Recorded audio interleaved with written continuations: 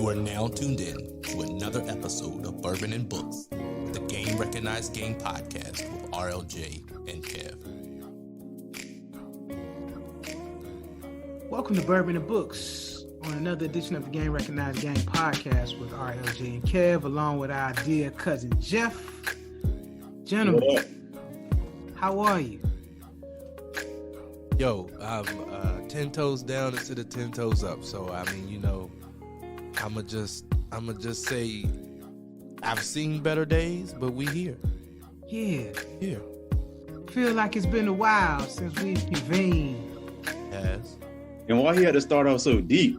I'm like, nah, man. I'm just saying, like, cause I'm talking about run-up. Oh yeah, I done seen better days. That too, man. That too. But I think it's part of what we came to discuss this evening in terms of our book of the month, man. But yeah, man. I just want to say it's good to see both of y'all, man. Yeah.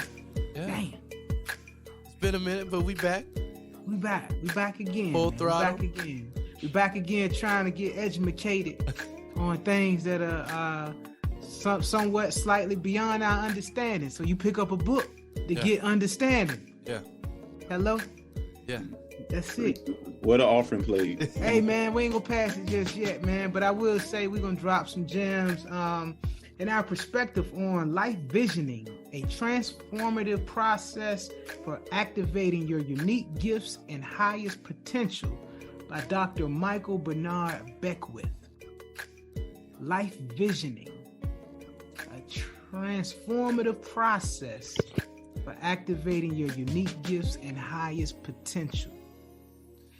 So, you know, in true Bourbon and Books fashion, I will say that it was suggested by, I want to say you, Kev, that we did a self-help book. Because we've done a lot of biographies or music-inspired works of literature. And so you suggested this, the self-help genre. Wait a second, man. I ain't gonna really take all the credit for it, you know what I'm saying? Not necessarily that I was like, yo, we need self-help. We're gonna do this book. Fair. You know, I ain't gonna take, because I don't know what the rating's gonna be like. Like if the rating's gonna be tough at the end, then I put it out here. I was a forward thinker. But don't throw me under the bus Fair. too early. So you suggested that we do a self-help book. Yes, you know, a self-help book. Yes. To kind of just, you know, things that we kind of wrestle with on a daily basis, but you know, we just want better understanding. So I was looking at it from that perspective as self-help. Yeah. Like, you know, let's not necessarily like how to do it yourself type books that are readily available, but something that we could get something out to continue to try to uplift people and give people like a different thought process. Fair. Yeah. And we have arrived at life visioning. So in normal Bourbon and Books fashion, when you first saw the cover or you read the title, what were your initial thoughts? Well, for me, you know, I thought it was about like, for some reason, vision boards just popped up in my head. Okay. Like real rap, you know what I'm saying? Like life visioning. I'm just thinking like, okay, all right, interesting. Want me to do a damn vision board, X, Y, and Z, blah, blah, blah. And then I was like, damn, I didn't know I really signed up for this kind of self-help, right? I didn't know that. And so I said, all right, Kev, you know, we got in this lane for a reason because, you know, we got to challenge people to kind of think differently or just expand your horizons, you know what I'm saying? And so when I read up on the book after it was suggested, I'm like, oh, okay, so this is kind of more in the spiritual realm versus like when you think about manifesting, vision boards, visualization to like New Year's resolution. Yeah, New Year's resolution, trying to craft your life the way you want it for like, you know, can I hit this 1.9 Billy that's on the Powerball, or you know, can I get a new Beamer? You know what I mean? Like it seemed like it was an elevated level of thinking beyond like oh man, how can I craft my life to get some shit that's probably irrelevant, but I need to style today. Yeah. Yeah. Why style tomorrow when you can style today? Yeah. And so it kind of forced me to think beyond, like vision boards. And then a brother was on the cover of the joint, so I was like, all right, well, let me give him a chance. But then I read up on him, and I was like, all right, well, it's like this book is like one of Oprah's top books of all time, like the fix shit or the improve shit in your life. So I said, I ain't gonna go against Queen Oprah, man. I'm gonna have an open mind. We'll see what's going on with the book. Fair. So that was like my first interpretation, just based on title alone, seeing the brother on the cover, and then kind of looking at like, all right, what have I gotten myself into? I would say for me, that's interesting. Like life visioning, I didn't go automatically to like vision board, but I was like, I can see how somebody could go to like vision board. But being a Black man, I saw that cover. I said, what the Milli Vanilli we got going on here? Yo, I did think about Milli Vanilli, girl. You know it's true when I seen the dude on the cover. It is. Look, I'm being honest with the people who may pick this book up. That is my first thoughts. Say less, man. I just wanted to throw myself out there like you were not alone. That's what I first thought. Then I was like, Alien versus Predator. And I know that's not right, but that's just where my mind went. And I was just like, I don't know what we got planned on reading. But again, to your point, I'm like, Black man, I'm for it. Like let me give this a chance. And again, that's like the first, just looking at the cover. I won't get too much in the book, but I'll say when I first started reading, I was like, oh, this is what self-help is. Because it had me thinking, like, I'm like, maybe I've never really read a self-help book before. So yeah, that's kind of like where I was in the beginning. Okay. So when I was I was dropping the books into the chat, like, hey, I found some. I didn't want the typical,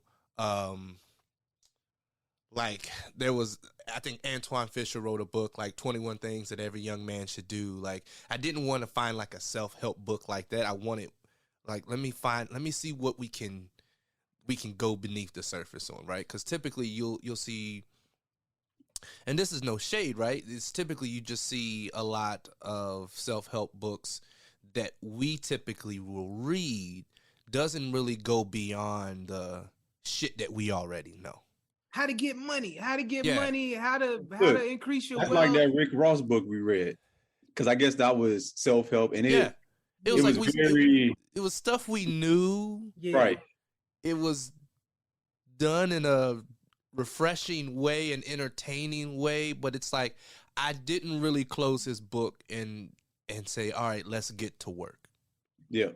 There was no paradigm shift. There was nothing. And so I read the reviews on this and I was like, oh, I mean, you got white people praising this book. So I was like, oh, this must be all right? And so life visioning, I didn't really know what to expect off of the title alone.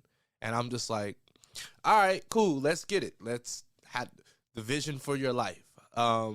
But when you started to read it, and I had the audiobook, so I have it in print.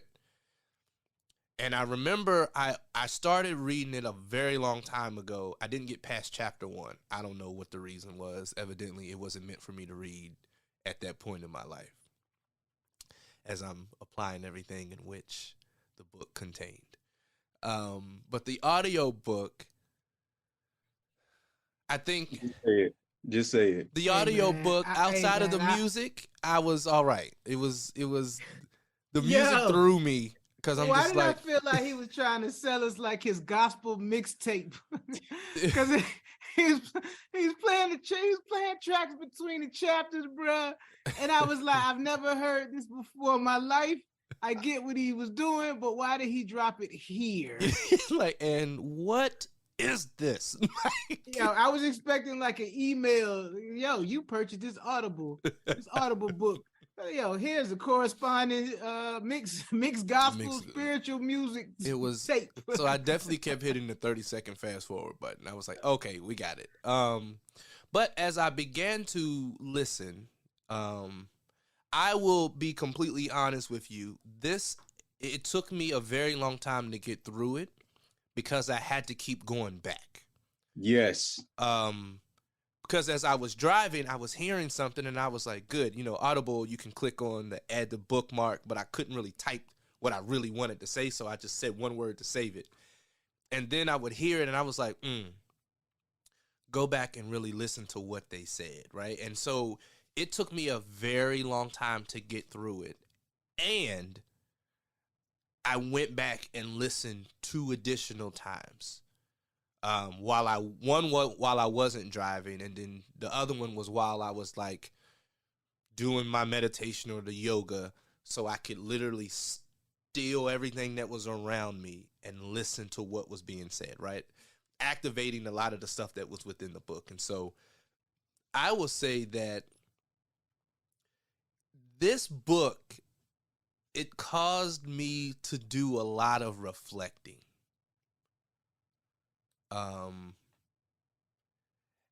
And typically when you read a book or listen to a book, whatever your format is, you may reflect on it and be like, you know what, that was a good book, or let me jot this down, and then you go on and live your life as previously scheduled. This one was a disruptor for me. Like, it disrupted a lot of things that my week was disrupted. Like, I literally stopped doing a lot of things during the week and started instantly activating or implementing some of the things that took place within the book. There were some things that caught me off guard, and I was like, wait, hold on. Wait, say that again. What'd you say? But then I had to check myself and was like, listen with the ear behind the ear.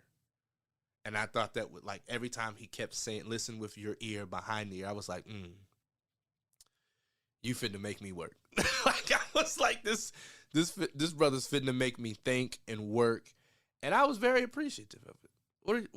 So once you started listening or reading, like, what happened? What did you experience as you progressed through the chapters?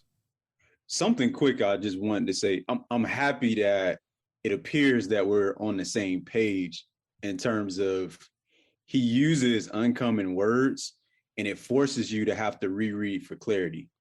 Because, I'm like, well, maybe it's me. Maybe I'm slow. Maybe I'm not getting this information like I should. And I actually did the audio as well.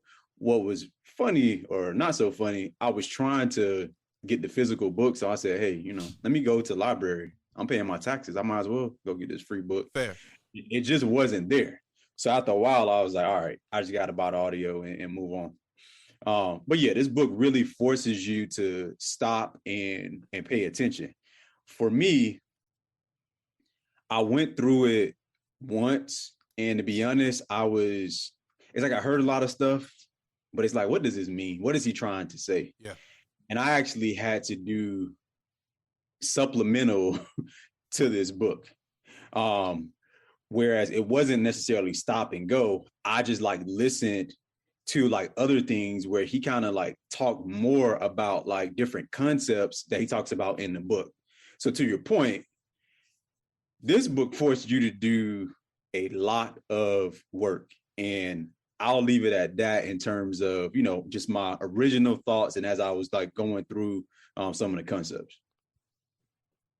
Well, for me, man, I've been on I would probably say about a 7-8 year spiritual journey, right?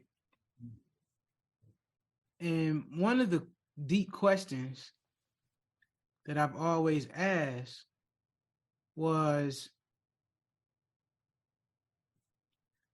all of your major religions in the world are founded in in the same principles: love, peace, patience, forgiveness.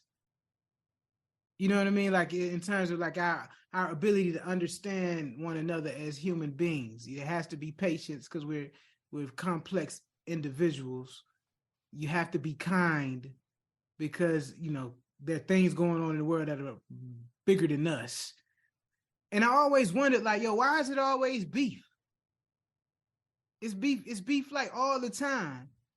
And one of the lines in the book that he spoke about was that a lot of people feel like they need to fight for what they believe in. But if you got to fight for it, do you really believe in it? You practice what you believe in. You don't fight for what you believe in, right? And it kind of just, it kind of made me really think and investigate, similar to you, Jeff, a little further when you talk about God, regardless of the form by which you identify with God, right? It's one source. We all come from one source. But the way the world is designed, right? When he kind of talks about the four stages of consciousness, he talks about, you know, victim, manifestor, channel, and being. And the victim aspect, it's like, yo, people are always in a state of mind that the world, air quotes, is doing something to you, right? You're reacting to what the world does. You're reacting to what people do. And one of the things that he talked about in the book, he was like, yo, a lot of times if the world, air quotes, is doing something to you, it's driven by a person or an individual. And a lot of times it might not be that there's like this large strategic plan that they trying to shit on you. Or it might not be this perspective of like they got something on you or against you. Their decision-making process by which you might be conflicted with or impacts you is driven by ignorance. Like, think about this shit. Racism, driven by ignorance. Sexism, driven by ignorance. All the isms, driven by ignorance, right? And then it's kind of like, all right, then we use religion, political stances to create this separation. But if we're all from one source, and he kind of brings it back into like biblical things that I could understand, but I still had to hear it again. Like, all right, well, yo, if God is in all of us, then why shouldn't I give you understanding? Why shouldn't I be quick to forgive and quick to listen and slow to speak? And so he's kind of weaving through these different channels of things that I've really been trying to like explore with my own life over the last 7 years. And it just brought everything to like the forefront for me. Because I think a lot of times when you kind of look at the victim, the manifestor, the channel, and the being, I think it's Black men in particular. We don't want to dwell on being the victim, but it's easy to play the victim because we've been victimized. Absolutely. Right? But then in our own head, it's like, you know, when you think about Black empowerment, Black Panthers, Nation of Islam, when they talk about self-empowerment, it's a level of manifestation that takes place. I'm Black, I'm beautiful, I'm powerful. I am all that I need, right? And so when you kind of talk about those affirmations and you talk about trying to speak things into existence, because we've been in situations where we've been victimized for so long, it's like at some point you got to stop being the victim and try to manifest and speak and believe and process to what you need in order to live a fruitful and fulfilling life based on like what your true values are. And so the book in itself, man, I thought it was kind of dope. I had to kind of keep hitting the rewind button too. But then I was like, yo, all right, well, he who is in me is greater than what's in the world. Yeah. Like, yo, this is what he's talking about. or the 5%ers would say, the world is filled with gods and earths. Like we are gods because we come from God. But we can't, but our tribulations, when we play in that victim role, it puts us in a box. And so we limit God. We put God in when we put in the box, we put God in the box too. And like that was some of the gems that I kind of decipher out of having to listen to it over and over. It's like, yo, we are our own worst enemy at times. But he was trying to give us tools to not dwell in like the BS and show a level of gratitude, but also understand that, as spirits, we come from a source. We're here on this earth to learn a lesson. And for real, life is but a hologram. He hit that joint in the book, man. It's like, yo, life is, life is different, and you only get a certain finite moment in time to kind of be that channel and to feel the state of being, all of us interconnected, all of us one, all of us are in alignment. Because like the world is designed to keep us in disarray and not in alignment, and separated and segregated. I ain't mean to get like Gandhi, MLK, Malcolm. Let them use you. Let them use you. But I'm I would refuse. I refuse to play the victim, cousin Jeff. I position myself for good. Yeah. For good, beyond my imagination, expectation, reality. Yo, it's like we got to tell this shit to ourselves. Like we really got to speak it, believe it, receive it. And I think that was like at the heart of it for me. I didn't disagree with his perspective. I think I'm at a stage of life in terms of maturity where I can see what someone is trying to say, or I can get that. I see your perspective.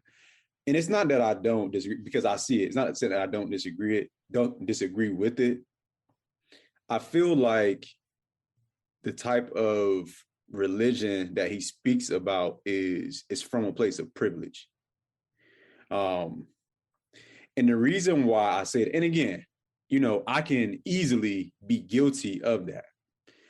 The different stages that he talks about, it's like I agree with it. I also, when we talk about like, this thing of being the victim, somebody else did it to me, where I am in life and where I sit, it's like, yeah, playing the victim is not going to get you anywhere. However, I do understand that folks who have not had the opportunities like me, it just always feels like someone is conspiring against you for a number of reasons. Yeah.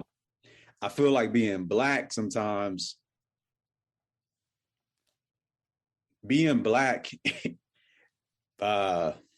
in, let's just say if I'm in Silver Spring, Maryland, versus being Black in Southeast and making a mistake can be detrimental depending on where I'm at. Yes. So, and that's why I'm like, I agree. I want to say agree. I see this perspective, but I do feel like it comes from a place of privilege, and to give folks like a little bit of background on Mike. I'm just gonna call him Mike. I'm Black. I ain't gonna say all three names. Disrespectful. Mike went to Morehouse, then he transferred to USC, and then at a young age he stopped following religion, and then he had his religious awakening. And at that point, he felt like he essentially had a kind of like a moment with God. Like he saw God clearly, something happened to him, and he was almost, when we think about when we think about being baptized, and then like you get dipped in the water, you come back up, you come up a new man. So he awakened as like this new being, someone who was positive, someone who, hey, things aren't just happening to me. Like I'm not going to be a victim. I'm going to be intentional. I'm going to visualize. I'm going to live in this place of like the flow and the zone he talks about. and I'm gonna be at one with God. And it's like, you know what? I can see that and I can adopt that. And I don't see nothing wrong with that perspective. But again, I just feel like that is coming from a place of privilege somewhat. And last thing I'll say is, and when I talk about coming from privilege, you know, just breaking out like his background. You was at Morehouse. Everybody don't get into Morehouse. Morehouse don't even give like scholarships like that. So that tells me your parents had some type of means for you to be there. Then you at USC. USC is super expensive. I'm not sure what he was studying. However, probably if you graduate from a school like that, you're going to be fine, whatever lane you end up going down. So I'm going to keep it right there for the moment. I like where you were going, man. And I'll acknowledge what you said, and I'll push back a little bit, because I kind of figured like, yo, if you in this space and like Oprah shouting you out, man. Yep. I've kind of figured like, yo, man. So there was a few things in your life that went right. Right. Exactly. You know what I'm saying? But I think for me to indulge and engage with the book upon our initial selection, I kind of had to check a lot of my biases at the door too. Right. And so a lot of the things that he was saying in the book, from my standpoint, I looked at it and evaluated it not from a place of privilege, but from a place of tragedy, and a place of loss, and a place of suffering that I've gone through myself, through my relationships or economic situations or abandonment or loss, and even challenges and things that I've encountered over the last year, right? And I kind of looked at it like, all right, for people that potentially lack exposure or lack kind of the means to have the ability to explore their spirituality. Let's be real. Most Black people forced into some kind of religion, man. Oh, absolutely. By way of where you was born, where in the country you was born, who your parents are, etc. I don't think it's a Black person in America that woke up and said, "Oh, I'm gonna be the religion that I'm gonna be a part of the religion that I'm practicing today." It's all forced on you.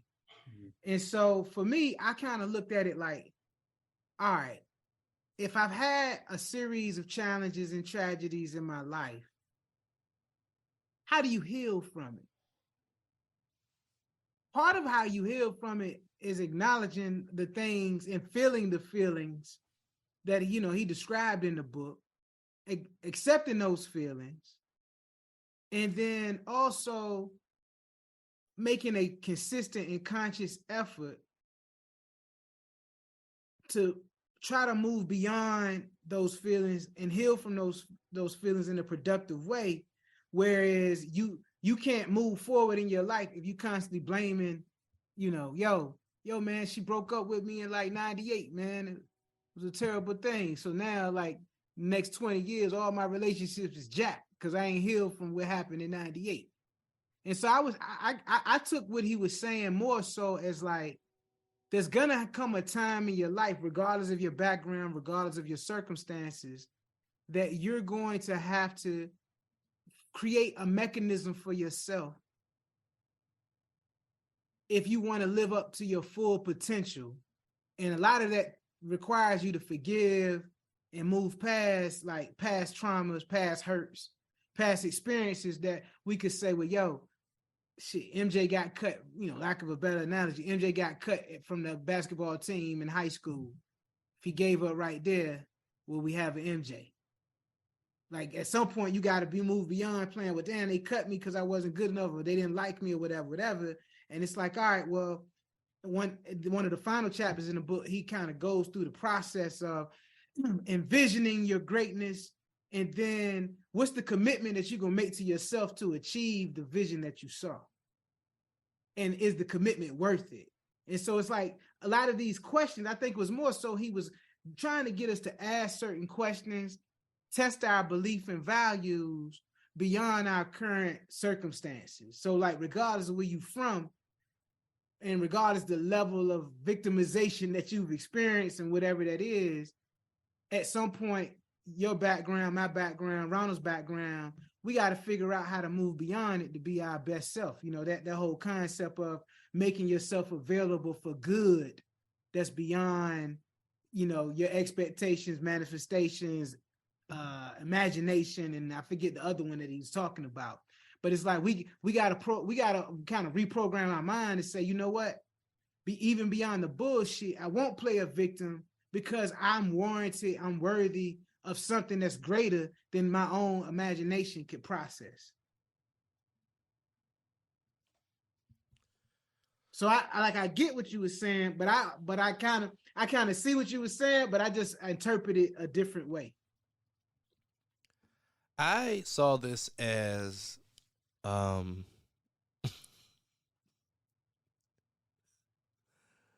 saw this as his Moses walk, right? I saw this as Kevin knows what I mean by that. I saw this as a journal of his journey inward. Mm-hmm. And I will say that I had a greater appreciation of the fusion of the different religions that he made mention to. Especially when he talked about the holy book of laws for different religions, right? The Bible, the Quran. And just in the similarities, and that all of the religions really point into one direction. There were so many gems that he dropped. Like choice is a function of awareness. Like I pressed pause, and for an hour and 40 some minutes as I finished my drive home, I was thinking about all of the choices that were made in the past couple months or even years. And I was measuring my level of awareness. What was I aware of when I made these decisions and these choices, right? And when he talked about love and law and how those are the things that really govern us, he dropped a lot of stuff. The book was heavy, bro. Like this book really made me disconnect from anything that had no relevance.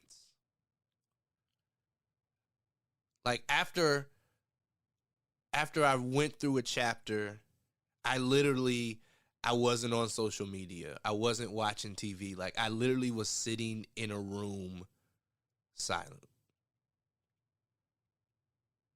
And just trying to like categorize the things that I was feeling or experiencing based on the journey that he just took me through in one chapter. The affirmation that he said, like one of his most powerful affirmations was, I'm available to what wants to evolve and emerge through me. And I'm willing to practice and embody what it takes for it to do so. Heavy. And I can't remember the quote, but he said it often that we can't see what we're not willing to be. Yeah. That was the quote. And basically saying like whatever it is that you want to see come to happen, we have to become it in the conscious. Yeah. That blew my mind. And I'm just like, whoa. But then that goes back to the oneness. And that goes back to unity that he talked about and to the religion aspect, right? Like none of this can really happen. And he's like, you know, because we're spiritual beings, we don't have a birth and we don't have a death. And I was just like, huh. And then today, right, I was actually at a funeral. And as I'm listening to the things that's happening, that's being said at the funeral, and I'm reflecting on a lot of the things that he said within the book, I'm just like, this is the type of teaching that will help people process and manage that grief a lot better. If we recognize or we yield our control, right? Because he talked about yielding control to different things. Like surrender means I'm yielding control. And then I was like, wow, how often, like how many times throughout the day could we like get out of certain situations if we just yield? Right? We're not saying that this situation is right. We're not saying that it's wrong, but what we are saying is that I'm yielding to the power that's bigger than you and I, and the power is going to work itself out. So and he was like, listen with love. Yeah. Like to, be intentional when somebody, because like the premise was like, nobody listens to one another. So when somebody actually listens to you, like it's a heightened level of appreciation for it. So you should listen with the intent to listen with love. Yeah. Right. And yeah, man, from that standpoint, it kind of just pushed my way of thinking. Yeah. Right. And it wasn't anything that, it wasn't like he said anything that challenged my religious upbringing. Right? There was nothing that made me question what was taught to me or who taught these things to me. And two things can be true at once. You have this framework. What else needs to be added to the framework so that it can actually be used as a frame to work? And it was similar to like you've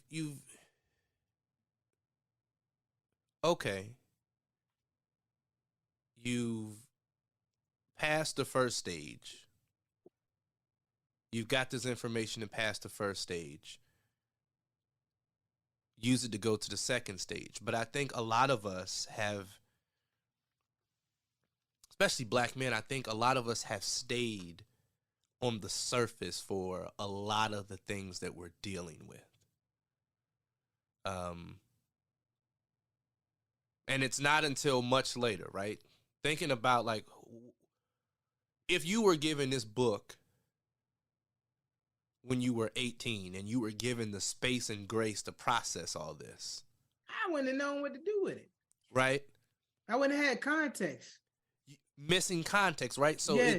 it was by divine power and wisdom that we were given this book when we were at a space to receive it. And he also talked about being able to receive, right? When people say things to you, be able to receive it. And when things happen, a lot of this stuff has really heavily influenced how I approach some coaching conversations recently, right? Going back to the victim mentality, I always challenge my clients to say, not why is this happening to me, but why is this happening for me?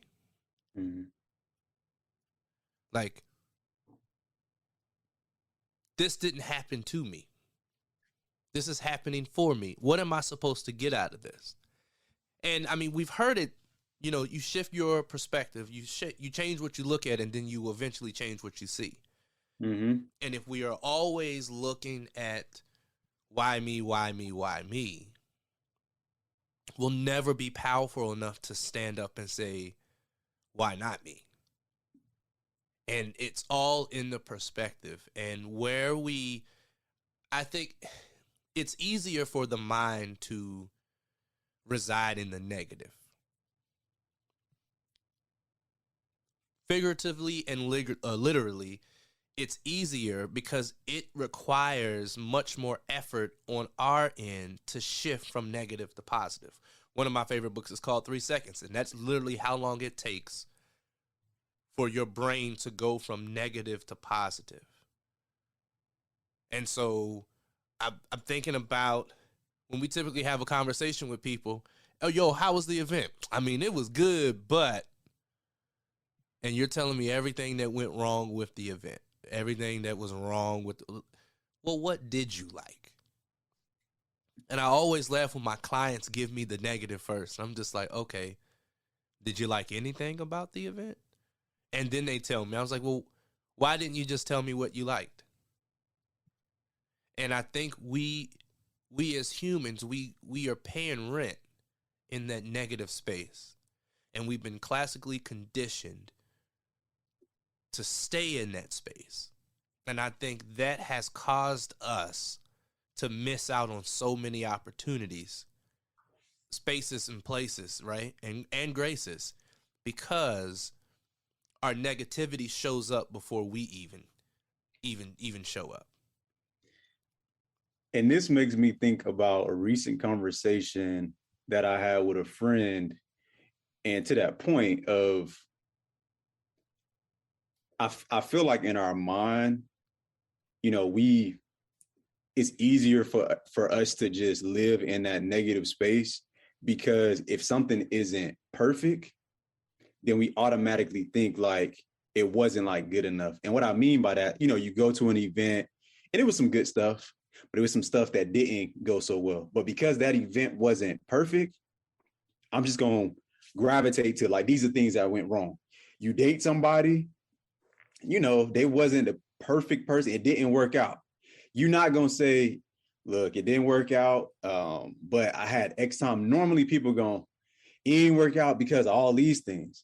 So in having that conversation, you know, I just said, look, because what we were talking about, a lot of it was about relationships. And it was, hey, you know, I want to get married, X, Y, and Z, but I'm working on myself right now.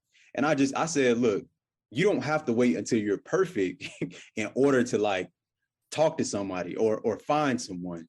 I'm like, as long as you're taking like the step in the right direction, yeah, somebody good can, you know, come along your way. This whole thing about perfection and waiting for that, you'll be waiting your whole life. And guess what?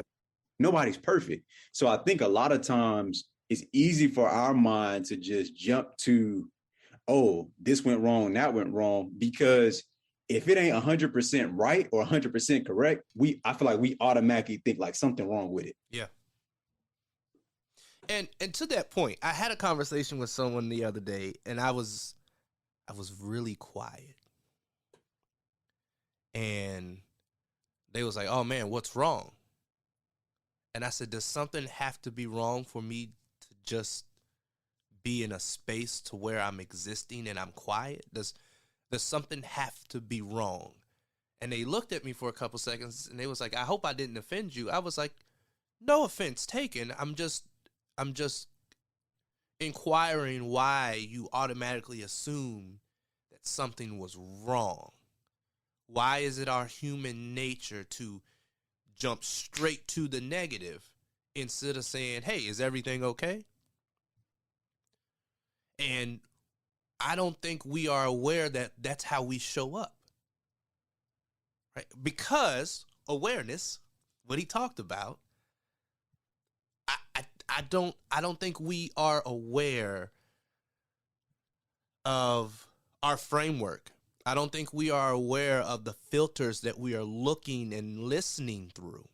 I don't think we are aware of the energy that we are putting out, as well as the energy that we are attracting back to us. And the byproduct is the barriers that we create.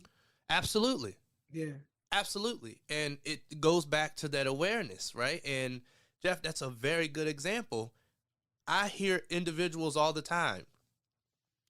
This is what I'm looking for. This is what I want. Blah, blah, blah, blah, blah. Okay, cool. So you're looking for a partner.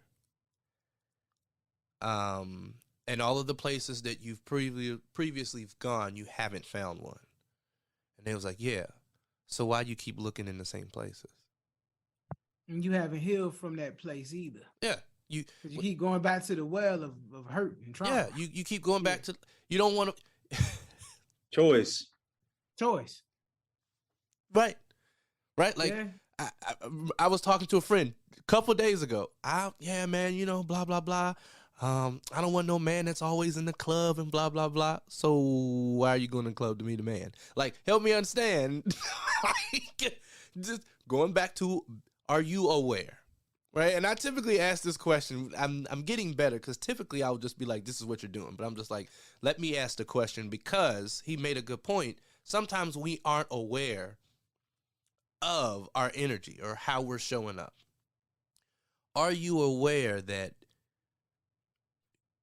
your mind doesn't know or can't separate negative self-talk versus positive self-talk?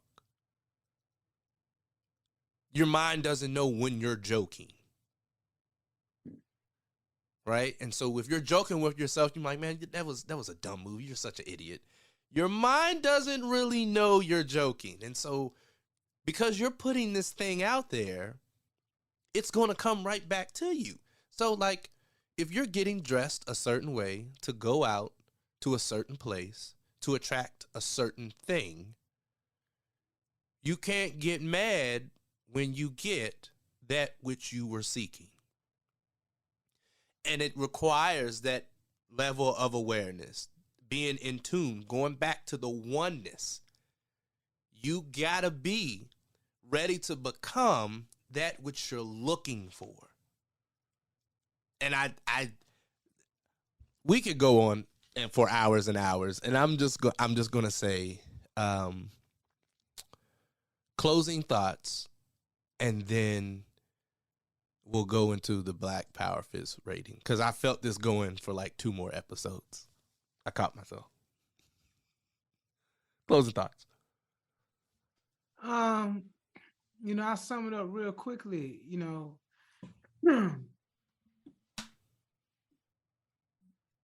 The book was insightful for me.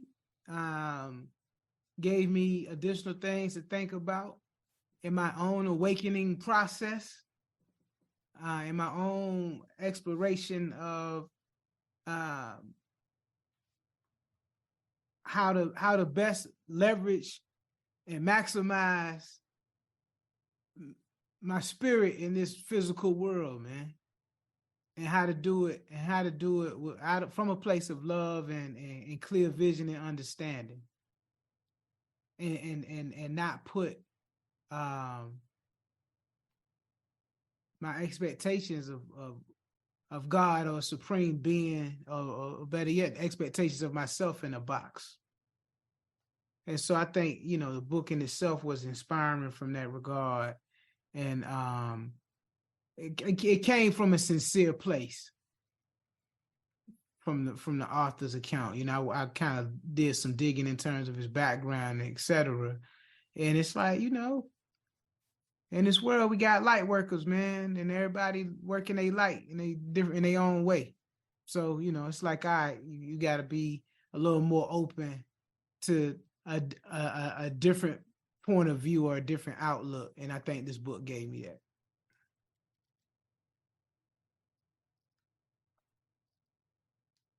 Oh, I thought we were doing the we can, right? But if you have closing y'all want thoughts, me to rate the joint? I just ran through my closing thoughts. You want me to throw the sauce on it too? You might as well. I said I might as well. All right. Well, on a scale of 5 Black Power Fists on the GRG Bourbon and Book scale, man, I'm gonna give it 4 fists, man. Give it 4 solid fists. Cause I do think it was something different for us.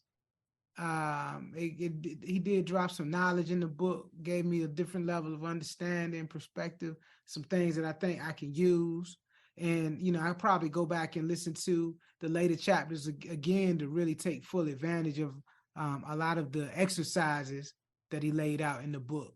Cause, when it comes to meditation and all that, man, my daggone focus and concentration be all over the place. So that's something I know I got to work on. So I give it a solid 4 fists, man. Y'all, look, I want to know if the people ready for me. Oh, here we go. Here we go. Here we go. I'm just going to reinforce something I said earlier. There takes a certain maturity to read this kind of book. One, you're not going to be able to just read through it, from start to finish, and I feel like get everything that it needs. On top of that, I really didn't like the audio because I think it was his tone. His tone was it was too mundane. And to be honest, I thought it was a bit interesting that when you like watch some of like his videos and things, it's different than how he normally speaks. I have no problem with the way he normally speaks, but something he was doing in the audio was kind of just throwing. It was Sidney Poitier-ish, man.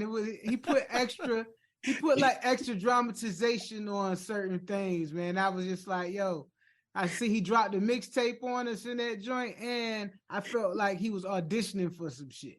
It was kind of like a lot going on. It's like, but that gave you the Milli Vanilli joint too, though. You know what I'm saying? So like when you said Milli Vanilli, I was like, damn, yes. That's as they say, that's what bag he was in. Yeah. He was definitely in that on that audio. But yeah, it takes a certain maturity. I'll also say like he uses, meditation and affirmative language kind of as a means to create like inner peace and what he considers like higher consciousness in like everyday life. Three of the things that I like took from the book was before, and this is like what I felt like he is putting out there. Before you can have the life you want, you need to stop blaming the world for the life you have right now. Very self-explanatory. Another one was, instead of focusing on goal setting, focus on setting like intentions instead. So, turning that perspective shift from what do I have to do instead of why am I doing it? And then the third thing I kind of got from it was, you have to look at your life as a whole and not just pay attention to the parts that you thrive in. And it can be difficult because in social media, all you seeing is these highlight reels. What he's saying is, look, don't just focus on everything that's good. Like, look at your entire like life, even the areas where you're not doing like so well. And, because that plays into like self-reflection, which he feels like a lot of people don't do a good job at because we're just focused in on this is what I do good. This is what I want to put out there. And that's it. And it appears that what he's trying to get people to understand is when you are able to understand what you do well in, things that you struggle in, to improve on those, it can propel you to, I guess, a greater space if you looked at like everything in its fullness. Yeah.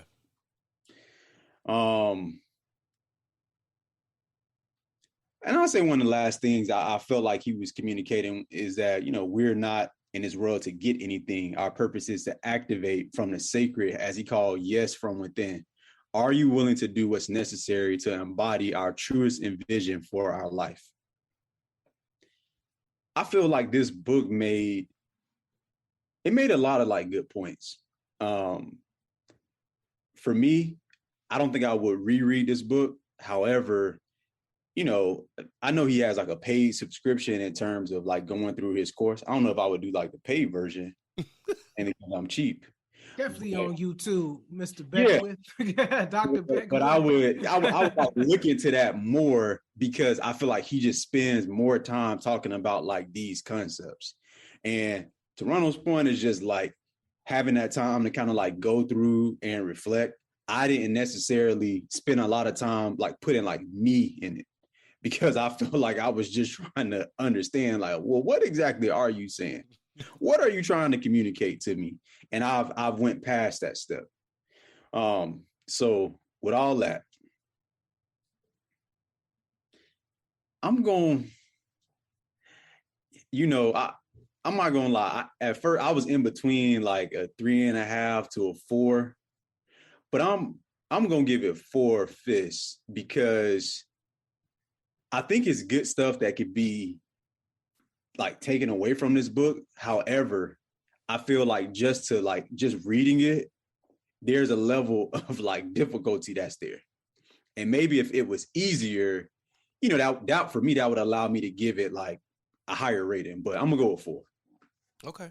That's real. That's real, because I like, to your point, Jeff, like if you don't have context, I think this book is for somebody that you had to go through some stuff to kind of get it. Yeah. First read, you know what I'm saying? Like, yeah. Yeah. So I would understand it, and everybody has their own unique journey. So that resonates with me, Jeff. Thanks for dropping that. I would say my final take on it is I highly suggest that if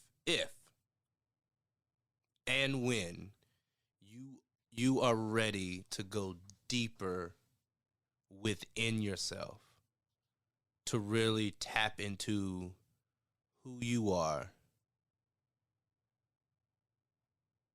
and really tap into what you are capable of, this is what you should read.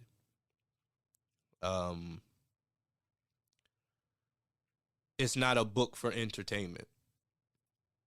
It's a book that will require a lot of yourself.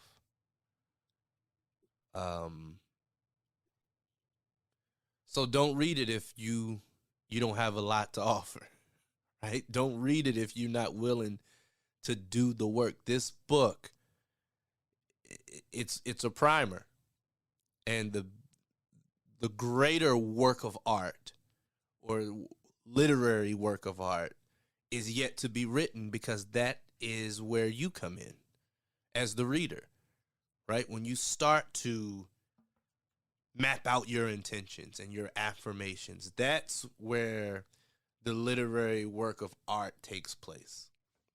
And like I said, this thing pushed me in places I didn't know I could be pushed. It caused me to develop some muscles I didn't know I needed. And held me accountable in a lot of spaces and places that I thought I was propelling in. And I learned that I was only floating, not flying. And so I am going to give it 5 on the Black Power Fist scale, which gives us a 4.3 repeating overall. There you have it. It's tough. It's tough, man. Life visioning, a transformative process for activating your unique gifts and highest potential, by Dr. Michael Bernard Beckwith. 4.3 on the Black Power Fist scale for Bourbon and Books with the Game Recognized Game podcast with RLJ and Kev, along with cousin Jeff. I don't know, man. Next go round, man. I don't know if we're going to go this heavy or not, but whatever we decide, we'll let you know. Follow us on social media at GRGRLJKEV for the next month's reading. Until next time, be light. Go ahead, Jeff. Go ahead and say it. You done already said it. Be light.